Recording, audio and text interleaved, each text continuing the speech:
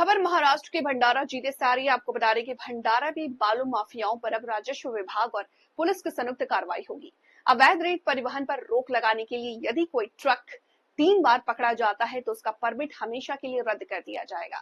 ऐसा स्पष्ट संदेश राजस्व मंत्री चंद्रशेखर बावनकुले ने प्रेस कॉन्फ्रेंस में किया। उन्होंने कहा कि अवैध उत्खनन में सरकार को भारी नुकसान हो रहा है, पर्यावरण पर भी गंभीर असर पड़ रहा। ऐसे में सरकार ने यह ठोस निर्णय लिया है कि किसी को भी संरक्षण नहीं दिया जाएगा। आणि काही लाभार्थी आम्ही आयडेंटिफाय केले आहे। महसूल खात्याच्या योजनांच्या माध्यमातून जनतेला आम्ही लाभ देतो आहे।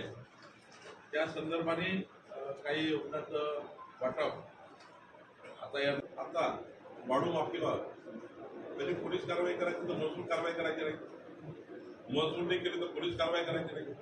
आता दोन्ही विभाग म्हणजे आता समजा एसपीने गोरखरीत पकडलं तर दंड महसूल लावेल, एसपी आपली फौजदारी कारवाई करेल।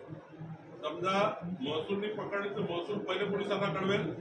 दोन्ही कारवाया सरकारने आता निर्णय केला। आता दोन्ही कारवाया सुरू झालेल्या आहेत। त्याच्यामध्ये दुसरा आता एक परिवहन विभाग निर्णय करत आहे। परिवहन विभाग आता प्रताप सरनाईकीचं माझं बोलणं झालं, एखादा वाळूचा ट्रक 3दा पकडला गेला एकाच नंबरचा तर त्याचा परवाना परमनंट रद्द होतो।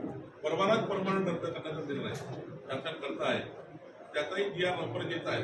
आता हा GR आला, दोघांनी कारवाई करायची, संयुक्त कारवाई त्याला शासन निर्णय घेऊन आलो।